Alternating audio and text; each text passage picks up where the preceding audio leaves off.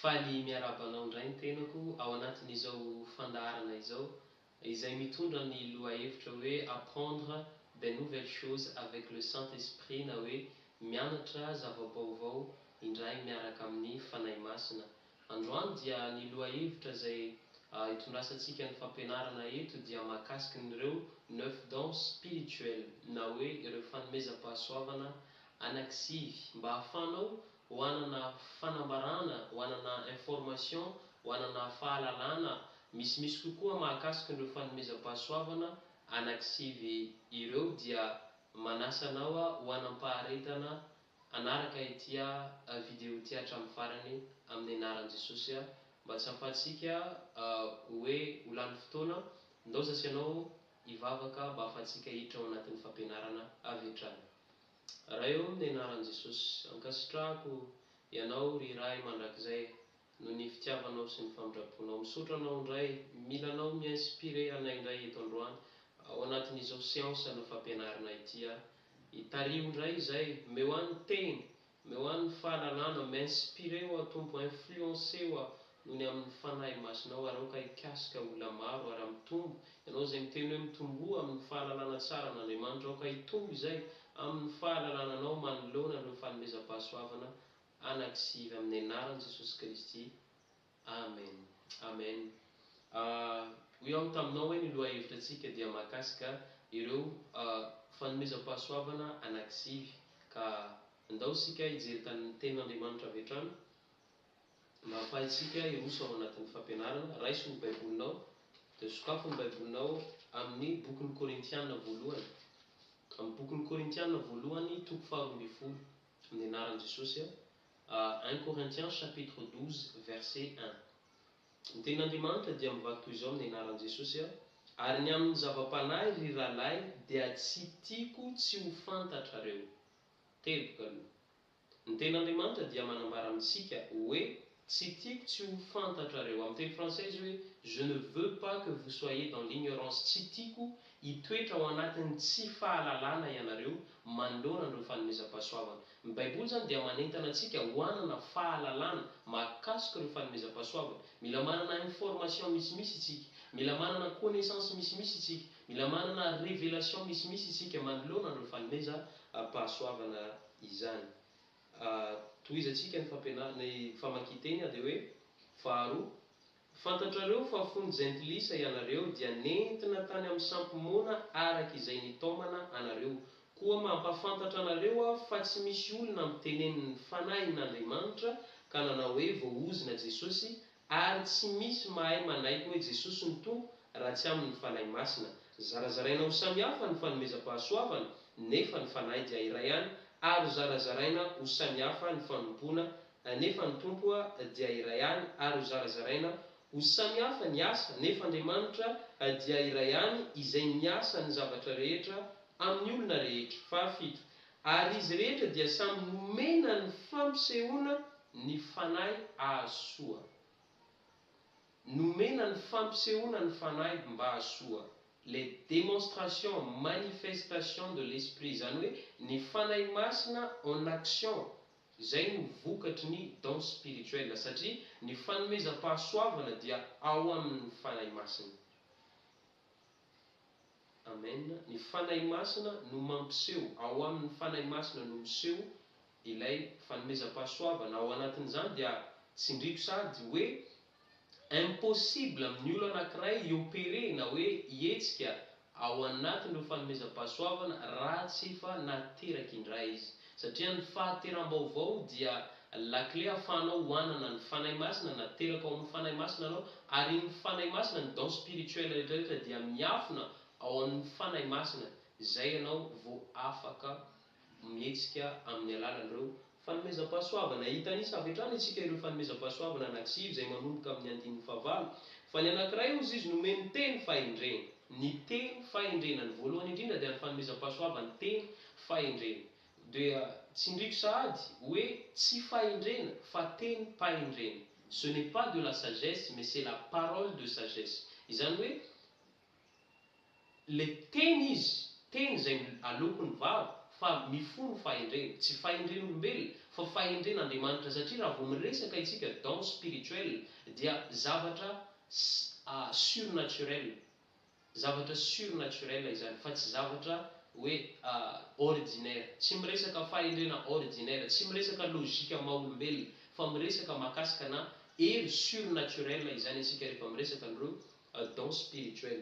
Ny fanomezam-pahasoavana teny fahendrena, ny fanomezam-pahasoavana teny fahendrena dia raha hoentiko anazavana azy tsotsotra dia ohatra hoe tafiditra ao anatina situation anankiray izay tena hoe sarotra vahana, izay hoe ny olona rehetrarehetra sadaikatra satria enjana loatra ny zavatra mitrano, dia ny olona anankiray izay manana io fanomezam-pahasoavana teny fahendrena io mamositra teny, ary io teny io tonga dia mampitondra fitsarana, io teny io tonga dia mitondra solution izay mahatonga ny rehetrarehetra ho anaiky ary manome karazana hoe fahafana amin'io situation izay mitranga io izany. Anome ohatra anao anatin'ny baiboly ohatra anankiray izay afaka omeko anao amin'izany mahakasika ny fanomezam-pahasoavana teny fahendrena dia amin'ny Asan'ny Apôstôly. Asan'ny Apôstôly toko 5.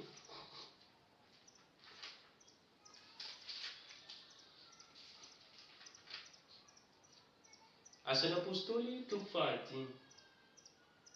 Andininy fa manomboka amin'ny andininy fa 5. Actes chapitre 5 verset 25. Maro ny ohatra izay afaka omena fa ny anankiray nomeko anao mba ahafahanao hanana fahazavana misimisy kokoa manoloana n'ity fanomezam-pahasoavana teny fahendrena ity. Actes 5 verset 25 dia mivaky toy izao: dia nisy tonga ka nilaza taminy hoe ireny lehilahy izay nataonareo tao an-tranomaizina ireny dia indreo izy mitsangana eo an-kianjan'ny tempoly ka mampianatra ny olona. Miresaka mahakasika an'ireo apôstôly izany. 26 dia lasa ny lehibe ny mpiambina sy ny mpiandro raharaha ka nitondra azy, nefa tsy nanao mahery satria natahotra ny vahoaka izy fandrao ho torahany vato. 27 ary rehefa nentina dia napetrany teo anatrehan'ny Sinedriona izy, ary ny mpisorona be nanontany azy. 28 ka nanao hoe efa norarahanay mafy dia mafy ianareo tsy ampianatra amin'izany anarana izany kanjo, indro efa nofenoinareo ny fampianaranareo Jerosalema, ka tianareo hankinina aminay ny ran'izany lehilahy izany. 29 fa Petera sy ny apôstôly namaly ka nanao hoe Andriamanitra ny tokony ekena mihoatra ny olona. 30 Andriamanitra ny razantsika efa nitsangana nanangana an Jesosy izay novonoy ny tananareo naantonareo teo amin'ny hazo. 31 izy nasandratry ny tanana ankavanan'Andriamanitra ho tompo sy mpamonjy anome fibebahana sy famelan-keloka ho an'i Israely. 32 ary izahay dia vavolombelona izany zavatra izany, ary ny fanahy masina koa izay efa nomen'Andriamanitra ny manaiky azy. Tohizantsika hatrany ny fampianarana ny famakian-teny dia hoe ary raha nandre izany izy dia lotika ny fony ka niendry amono azy izy, dia nitsangana teo amin'ny Sinedriona ny fariseo anankiray atao hoe Gamaliela, mpampiana-dalàna, izay nalaza teo amin'ny olona rehetra ary nasainy navoaka kely ireo olona ireo. Dia hoy izy tamin'ny namany: ry lehilahy Israely, tandremo tsara izay ataonareo amin'ny olona ireo, fa nitsangana fahiny Teodasy ka nanao ny tena no zavatra, tokony ho efa-jato no isan'ny lehilahy izay niandany taminy, fa novonoina izy ka niaka izay rehetra nanaiky azy ka tonga tsy mitsinona ary nanarakaraka azy indray. Tamin'ny andro nanoratana ny vahoaka dia nitsangana Jodasy avy any Galilea, ary izy nitaona olona ikomy anaraka azy, dia novonoina koa izy ka niaka izay rehetra nanaiky azy. Ary ankehitriny dia lazaiko aminareo mandefera amin'ireo olona ireo ka avelao ihany izy, fa raha avy amin'ny olona izao saina na asa izao dia ho foana, fa raha avy amin'Andriamanitra kosa izao dia tsy ho azonareo foanana. Sao dia miseho ho piady amin'Andriamanitra ianareo. 40 dia nanaiky azy izy, ary rehefa niantso ny apôstôly izy dia nikapoka azy sady nandrara azy tsy hiteny amin'ny anaran'i Jesosy intsony, ary dia nandefa azy. Amen. Ho azavaiko aminao kely ny situation izay nitranga teto, hoe ireo apôstôly izay noentina teo anatrehan'ny Sinedriona izay hoe tribunal izany, dia satria norarana tsy ampianatra. Dia ny tanjon'ireo izay ny tsara teto dia hoe hovonona izy ireo noho ny fampianarana izay afafin'izy ireo. Fa avy any nisy lehilahy anankiray izay mpampiana-dalàna Gamaliely, izay namoaka teny mpahendrena no navoakany ao anatina dilemme, ao anatin'ny situation anankiray izay hoe atahoana reto, vonoina ve sa ohatran'izao, inona ny solution, inona ny zavatra tokony atao. Dia namoaka teny izy hoe izao ny zavatra tokony ataonareo izy, tsy tokony avelanareo ihany ireo olona reo. Raha avy amin'Andriamanitra, raha tsy avy amin'Andriamanitra ny asan'ireo olona reo dia mipotika foana io na anina, fa raha avy amin'Andriamanitra kosa dia mety hijoro hitsangana ho fahavalo isika, dia tapitra avy hatrany ny problème izany. Izay ny intervention na don spirituel, izany hoe teny mpahendrena, la parole de connaissance, tonga izy io dia karazana hoe ampahany, tsy hoe tanteraka, ampahany fahendren'Andriamanitra izay miseho amin'ny alalan'ny teny. Amen. Itoizantsika hatrany ny fitanisantsika ireo fanomezam-pahasoavana. Iverina antsika amin'ny Korintiana voalohany teo, Korintiana voalohany toko faha 12, izay manomboka amin'ny andinin'ny fahavalo, izay mitanisantsika itoitsika amin'ny fitanisana sy ny fanazavana. Dia fahavalo, fa ny anankiray nomeny teny fahendrena ary ny anankiray dia teny fahalalana. Teny fahalalana, parole de connaissance, izay hoe tsy fahalalana fa teny fahalalana. Ce n'est pas la connaissance, mais c'est la parole de connaissance. Izany hoe ampahany fahalalan'Andriamanitra izay miseho amin'ny alalan'ny teny. Izany hoe zavatra surnaturel eto. Tsy hoe rehefa mihaona amin'olona anankiray, ianao ke tsy haiko, ohatrany hoe somary malomaloka ny endrikao, fa angamba misy problème, tsy zavatra ohatr' izany, fa zavatra miafina mihitsy, zavatra mystère le izy, fa révélé, voambara izany. Dia nomena ohatra anankiray ao anatin'ny Baiboly izay miresaka mahakasiky ny fanomezam-pahasoavana, ny fanomezam-pahasoavana ny teny fahalalana. Dia amin'ny bokin'ny Jaona toko voalohany, filazantsaran'ny Jaona,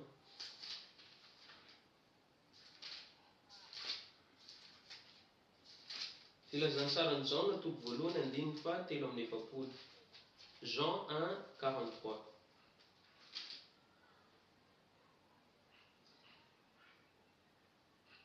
Jean 1:43 ka hatramin'ny 51. Ny anaran'i Jesosy. Noho ny ampitso dia te hiala ho an'i Galilea Jesosy, ary nahitany Filipo izy, ka nanao taminy hoe manarà ahy. Ary Filipo dia avy any Betsaida, tanànan'i Andrea sy Petera. Filipo kosa nahita ny Natanaela, ka nanao taminy hoe efa hitanay ilay nosoratan'i Mosesy tao amin'ny lalàna sy nosoratan'ny mpaminany, dia i Jesosy zanak'i Josefa avy any Nazareta. Ary hoy Natanaela taminy, moa mba misy zavatsoa avy any Nazareta? Dia hoy Filipo taminy, andeha izaha. Jesosy nahita ny Natanaela avy nanantona azy, dia nilaza azy hoe indro ny tena Israelita tsy misy fitaka. Hoy Natanaela taminy, ahoana no ahafantaranao ahy?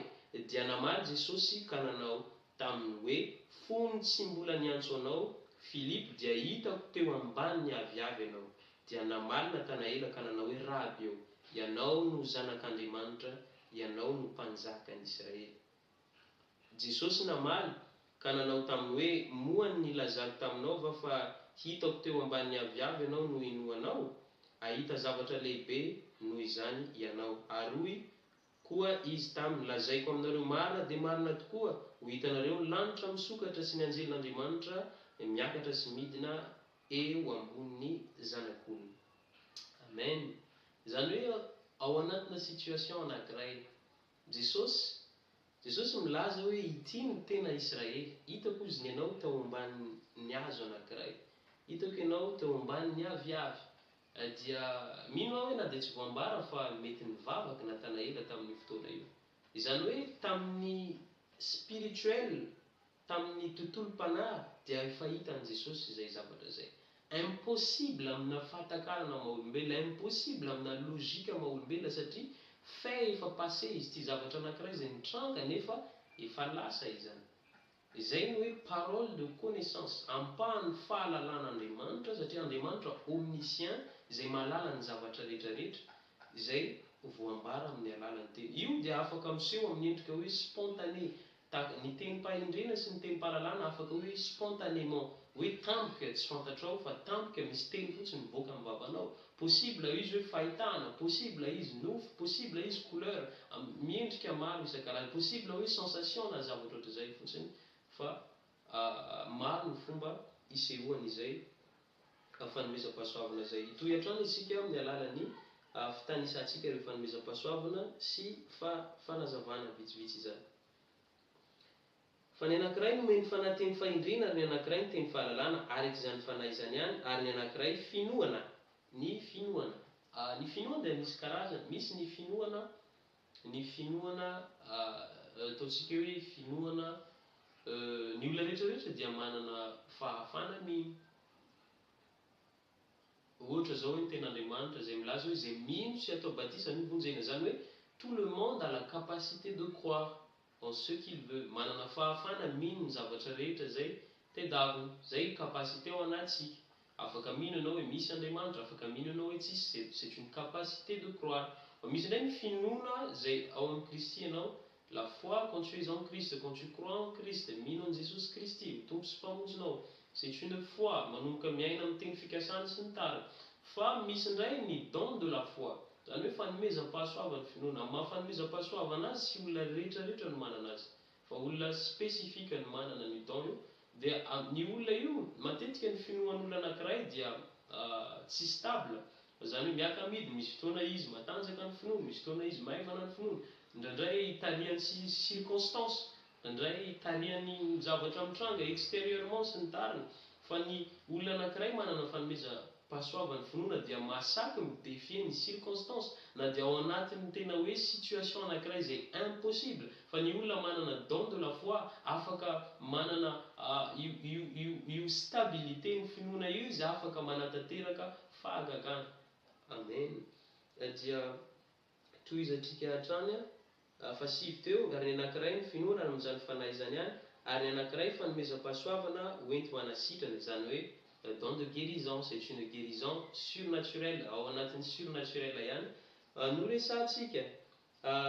Ny toy ihany amin'izany fanahy izany ihany fahafolo, ary ny anankiray manao fahagagana, de miracle, de miracle, zany hoe manao fahagagana. Ny fahasamihafana amin'ny hoe fanasitranana sy fahagagana, ny guérison zany de hoe mivavaka olona anankiray ianao de misy guérison mitranga. Fa ny miracle possible hoe ny olona anankiray miopéré ao anatina miracle, ohatra hoe misy taova simba par exemple, afaka tena mamorona mihitsy izy, misy tena création misy miracle, il y a des choses incroyables zany ao anatin'izay zavatra zay. Tsy hoe tsy incroyable ny fanasitrana satria azadiny fa ny surnaturel ho an'ny resantsika eto, fa tsy miresaka zavatra ordinaire, mais fahagagana c'est quelque chose de spectaculaire, c'est quelque chose de grandiose zany ao anatin'izay zavatra zay. Toy izy antsika hatrany ny fitanisantsika fahafolo, ary ny anankiray no manao fahagagana, ary ny anankiray maminany, ary ny anankiray mahafantatra fanasamihafa. Ny faminaniana, faminaniana moa izany mino aho fa hoe samy mahatakatra fotsiny ianao, fa ny différence fotsiny ny fahasamihafana zay tiako nomenanao mba tsy indrikely fotsiny, misy mampitovy ny tenim-pahalalana sy ny faminaniana ohatrany hoe taditovitovi indraindray. Misy olona indraindray miopéré ao anatin'ny tenim-pahalalana de verin'olona hoe c'est de la prophétie, fa misy indray ny olona miopéré dans la prophétie de verin'olona hoe tenim-pahalalana. Fa ny différence, ny mahasamihafa azy zany dia resaka hoe temps. Ny tenim-pahalalana dia majoritairement ny ankamaroan'ny zavatra zay afaka voambara amin'ny alalan'ny tenim-pahalalana dia zavatra na izy zavatra anio na izy zavatra lasa. Fa ny faminaniana dia la prophétie dépasse le temps, la prophétie est hors du temps, zany hoe mihoatra ny fotoana, afaka miresaka zavatra lasa na ny ankehitriny na ny zavatra ho avy zany. C'est ça la différence hoe amin'ny tenim-pahalalana sy ny faminaniana izany. Amen. Araky n'izay niresako taminao moa zany hoe ny faminaniana, ny tenim-pahalalana dia miseho amin'ny endrika maro ho iaho taminao, zay tsy aveko ny fanazavana, fa hoe mety ho spontané, mety nofo, mety ina, amin'ny fomba maro sy karazany. Dia tahaka an'izay ihany koa ny fihevitry ny faminaniana, satria maro koa misy hoe différents types de prophètes ohatran'izay ihany koa dia mila ianarana ary mila étude anankiray manokana miavaka indray izay fa juste manome explication fotsiny aho hoe mba ahafahanao atakatra hoe inona kay ity fanomezam-pahasoavana ity. Amen.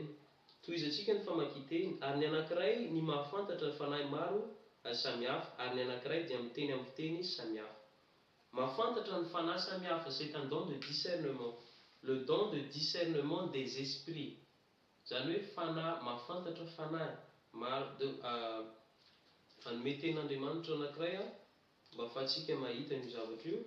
Asan'ny apôstôly toko fahaenina ambin'ny folo, le don de discernement des esprits, acte 16:16 ny anaran'i Jesosy, acte 16:16 ka hatramin'ny 19 dia mivaky toy izao ny anaran'i Jesosy. Ary raha nandeha ho any amin'ilay fitoerana fivavahana izahay dia nisy ankizivavy anankiray nanam-panahy mahavaly nifanena taminay ary ny faminaniany nataony no nahazahoany ny tompony harena be. Izy nanaraka ny Paoly sy izahay ka niantso hoe ireo lehilahy ireo dia mpanompon'Andriamanitra avo indrindra izay manoro anareo lalam-pamonjena, ary nataony tamin'ny andro maro izany, ary sositra i Paoly dia nitodika taminy ka nanao tamin'ny fanahy hoe mandidy anao amin'ny anaran'i Jesosy Kristy aho ivoaka aminy, dia nivoaka taminy izany ora izany indrindra izy. Ary no nihitan'ireo tompony fa very ny fanantenany hazoany harena dia nisambotra any Paoly sy Silasy izy dia ohatran'izay avetrany. Izany hoe misy fotoana i Paoly miaraka amin'ny Silasy dia mandeha tahaka an'izao dia misy ranabavy anankiray izay tsy mitsahatra manambara maminany, izany hoe ny fanahy maloto ihany koa, misy esprit prophétique ihany koa anatiny fa saingy tsy avy amin'Andriamanitra ilay izy fa fanahy maloto no mampaminany azy. Dia nilaza izy hoe ireo lehilahy ireo dia mpanompon'Andriamanitra avo indrindra izay manoro anareo lalam-pamonjena. Izao ny zavatra tiako ambara aminao, tsy misy diso ny zavatra lazain'io ranabavy io. Raha ianao zao hoe amin'ny logika na hoe amin'ny fijery maha-olombelona dia mety hitaina ianao hoe tena mpaminany avy amin'Andriamanitra ty ranabavy ty satria tsy misy diso ny zavatra resahana.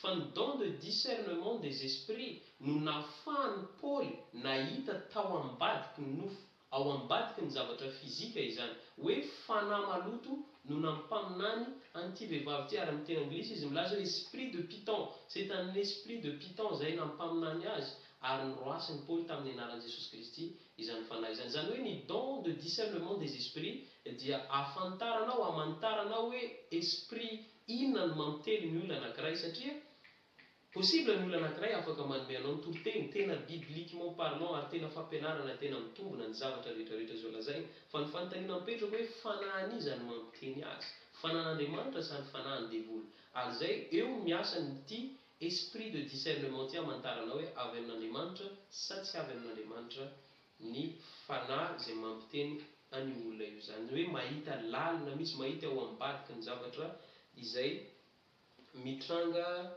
izany. Dia tohizasika hatrany ny fanazavana. Ary ny anankiray mahafantatra fanahy samihafa ary ny anankiray miteny amin'ny fiteny samihafa tsy fantatra, zany hoe le don de parler en langue. Ary ny anankiray dia mandika fiteny tsy fantatra, hoe le parler en langue ary ny don de traduction. Ny parler en langue dia misy ny fanomezam-pahasoavana. Ny raha vao fanomezam-pahasoavana misy ny différence entre ao anatin'ny don de parler en langue, zany hoe miteny amin'ny teny tsy fantatra, dia misy ny don izy fanomezam-pahasoavana zay resantsika eto amin'ny Korintiana 1:12. Fa misy ihany koa izay tenin'Andriamanitra izay milaza hoe famantarana anaraka an'izay miteny amin'ny teny tsy fantatra maro samihafa ohatran'izay. Io zany misy différence ihany koa mila fantatrao hoe ny fiteny amin'ny teny tsy fantatra misy izy azo adika, misy tsy azo adika, misy ilay fiteny landra, misy indray lay hoe raha vao don izy dia afaka traduisena, fa raha vao famantarana juste famantarana, c'est un signe fotsiny izy ao anatin'izay zavatra zay. Ianao miteny hoe famantarana ka inona zany ilavana anazy, ohatran'ny tsisy miracle amin'ny trano. Za tena miteny anao zavatra anankiray, Jesosy nandeha tambony rano, iza ny vaofo tamin'izany, tsy misy fiovampo fa juste hoe signe, zay ny atao hoe famantarana ao anatin'izay zavatra zay. mba ahafahanao hanana fanazavana misimisy kokoa sy fahalalana misimisy kokoa dia manentana anao hanaraka ny vidéo itya tapany faharoa satria mbola tapany voalohany dia hiditra lalindalina kokoa isika anome anao valim-panontaniana maromaro mahakasika hoe ohatra hoe fanontaniana mipetraka hoe 9 andro ve ny fanomezam-pahasoavana sa anankifilo no misy ary hoe atao ina ny fanomezam-pahasoavana, ina ny tombotsoa ny fanomezam-pahasoavana ary meko anao ihany koa ny kategoria na hoe ny fizarana ireo fanomezam-pahasoavana fa manentana anao hanaraka ny vidéo nity mahakasiky ny 9 dons spirituel izay tapany faharoa mankasitraka anao nanana faharetana tao anatin'izay zavatra zay mino sy manantena hoe afaka nikasika anao ny fanahy masina sady manomenao fahalalana indray tombo ao anatin'izay zavatra zay satria ny ten'Andriamanitra dia nilaza tamintsika teo hoe tsy tiako tsy ho fantatra nareo, je n'aimerais pas que vous soyez dans l'ignorance, sy hanana fahalalana mahakasika ny fanomezam-pahasoavana. Mankasitraka anao nanaraka dia manentana anao hanaraka hatranihatrany ity fandaharana ity mba ahafahanao hitombo ao anatin'ny fahatakarana, ao anatin'ny fahalalana misimisy kokoa an'Andriamanitra ho anao. Zay mila fanazavana misimisy kokoa dia anome anao ny findaiko, ny numéro findaiko tellement 034 51 834 35 averiko indray 034 51 834 35 ary ny numéro orange de 032 28 628 17 032 28 628 17. Tahin'Andriamanitra tokoa amin'ny manaraka indray.